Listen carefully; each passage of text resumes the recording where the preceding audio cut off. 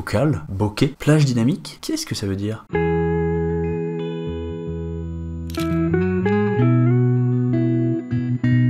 Si vous êtes un débutant et que vous vous plongez avec enthousiasme dans le monde de la photographie, vous risquez à un moment ou à un autre de tomber sur un certain nombre de termes barbares que vous n'allez pas comprendre. C'est normal, la photographie, comme toutes les pratiques, a un nombre de termes spécifiques qui ne sont utilisés qu'en photographie, et il est donc bien normal que vous ne connaissiez pas tout. Du coup, dans cette vidéo, je veux vous expliquer très simplement, en quelques phrases à chaque fois, tous les termes que vous pouvez rencontrer et dont la compréhension pourrait poser problème aux débutants. Disclaimer, ma tête est pas parfaitement nette, j'ai oublié de mettre un mise au point automatique. Du coup, si on regarde de près, je suis un peu flou. Et comme par hasard, c'est tombé sur le jour où j'ai tourné 5 vidéos, donc j'ai 5 vidéos floues. Après, c'est pas super flou, mais bon, c'est pas complètement net non plus. Après tout, ce qui est intéressant, c'est ce que je raconte, c'est pas ma tête. En plus, j'avais les cheveux sales, donc en fait, c'est tant mieux. Ça n'empêche pas de profiter de la vidéo. Bisous! J'ai sélectionné une douzaine de termes. L'idée, c'est pas de faire un dictionnaire général de la photographie. Si je vous fais une vidéo super indigeste de 35 minutes, ça va plutôt être contre-productif. Donc j'ai choisi une douzaine de termes qui sont les termes les plus courants et ceux que vous allez rencontrer en premier et que vous avez besoin de bien comprendre pour pouvoir apprendre sereinement la photo. C'est bien entendu pas une liste exhaustive, mais cette vidéo, elle est destinée aux débutants. Donc on se concentre sur ce qui est le plus important. Ça, c'est un appareil photo. Ça se compose de deux parties, une partie qu'on appelle le boîtier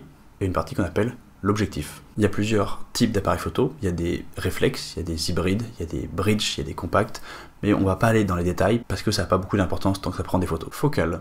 C'est quoi ça, la focale? On parle de la focale pour un objectif. Chaque objectif a une focale ou longueur focale. Si on regarde la définition technique, c'est distance comprise entre le centre optique d'une lentille et son foyer principal. Oh là, c'est une définition complètement barbare, on comprend rien, je vous explique beaucoup plus simplement. Pour simplifier les choses, quand on va parler de focale ou de longueur focale, on va en fait parler de l'angle de champ d'un objectif, c'est-à-dire ce que l'objectif va montrer. Une longue focale, c'est un objectif qui va se concentrer sur une petite partie de l'angle de champ, c'est-à-dire qui va être très zoomé en fait. Et à l'inverse, une petite focale, c'est une focale qui va se concentrer sur un grand angle de champ, c'est-à-dire une focale qui va être très peu zoomé. Donc si vous avez le choix de l'utilisation entre deux objectifs, entre un objectif de focale 35 mm et un objectif de focale 90 mm, et bah l'objectif de focale 90 mm sera beaucoup plus zoomé que l'objectif de focale 35 mm. En général, dans la conversation courante, on dit juste un 90 mm ou un 35 mm. On s'emmerde pas à dire un objectif de longueur focale 90 mm. Et du coup, un zoom, c'est un objectif qui a une focale variable. Par exemple, un 18-55, qui est un peu le zoom classique pour débuter, c'est un objectif qui va couvrir toute la plage focale de 18 mm à 55 mm.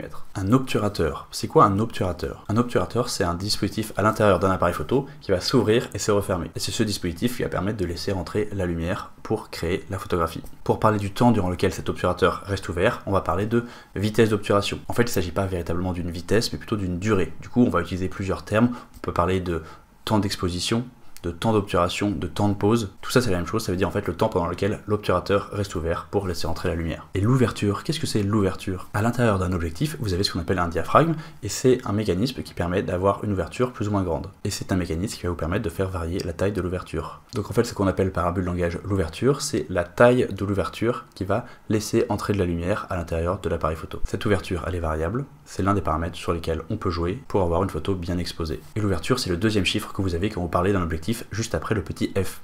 Par exemple, si vous parlez d'un 35 mm f2, 35 mm c'est la focale, et f2 c'est l'ouverture. Mais attention, l'objectif n'est pas toujours à f2, ça veut dire que c'est son ouverture maximale. Un objectif qu'on va appeler 35 mm f2 va en fait pouvoir varier entre f2 et f22. Mais on ne cite en général que l'ouverture maximale parce que c'est celle qui va nous intéresser. Plus un objectif a une grande ouverture maximale, plus il va permettre de faire entrer de la lumière dans l'appareil photo. Donc ça permet de faire des photos dans des situations de lumière plus difficiles, et ça va aussi permettre de jouer sur la profondeur de champ, de faire des flous d'arrière-plan, mais ça c'est pour une autre vidéo. C'est quoi la profondeur de champ dont j'ai parlé à l'instant? La profondeur de champ, c'est la zone de netteté d'une photo. Par exemple, là au moment où vous me voyez, mon visage est net, mais l'arrière-plan, il est flou. C'est-à-dire qu'il y a une zone de netteté qui est à peu près de peut-être 10 cm devant mon visage à 10 cm après. Et c'est cette zone de netteté qu'on appelle la profondeur de champ. ISO, qu'est-ce que ça veut dire ISO? En fait, ISO, c'est le raccourci pour sensibilité ISO, et ça exprime tout simplement la sensibilité du capteur à la lumière. C'est un héritage du monde de l'argentique où les différentes pellicules n'avaient pas les mêmes chimies et n'étaient pas sensibles de la même manière à la lumière.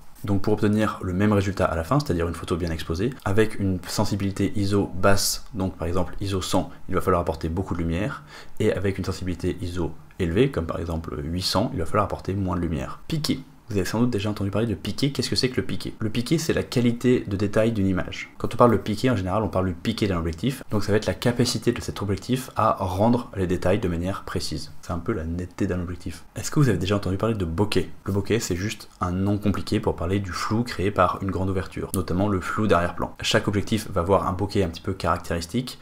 Donc oui, vous avez compris, tous les flous ne se valent pas. La retouche photo, qu'est-ce que c'est? La retouche photo désigne tout procédé destiné à modifier une image. Certains font la différence entre le développement et la retouche. Le développement, ça va être de corriger les couleurs, les contrastes et la luminosité, et la retouche, ça va être des modifications un petit peu plus poussées où on va réellement modifier des choses dans l'image. Mais de manière générale, on inclut souvent tout ça sous le même terme de retouche photo ou de post-traitement. Et la plage dynamique, c'est quoi la plage dynamique? La plage dynamique, c'est l'étendue des tonalités qu'un capteur est capable de restituer sans perte d'information. En simplifié, c'est la capacité d'un capteur à exposer correctement et les ombres et les lumières, tout en conservant des détails partout. C'est pas un concept très facile à comprendre, donc je vais vous donner un petit exemple. Le humain, par exemple, a une très grande plage dynamique, c'est-à-dire qu'il est capable de voir très loin dans les ombres et très loin dans les zones très claires. Mais ça vous est sans doute déjà arrivé d'être en plein soleil et vous voyez qu'il se passe quelque chose dans l'ombre, mais vous n'êtes pas capable de voir ce qui se passe dans l'ombre parce qu'il y a tellement de soleil que l'ombre vous paraît encore plus sombre. Ça, c'est quand vous êtes arrivé à la limite de la plage dynamique de votre œil. Mais en fait, la plage dynamique, c'est un peu le grand écart visuel qu'on peut faire entre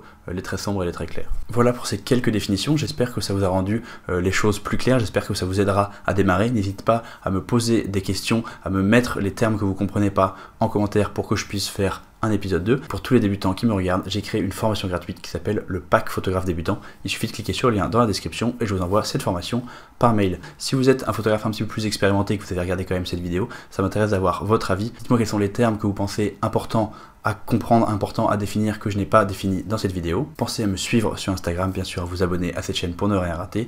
Et nous on se retrouve la semaine prochaine pour une nouvelle vidéo. Salut!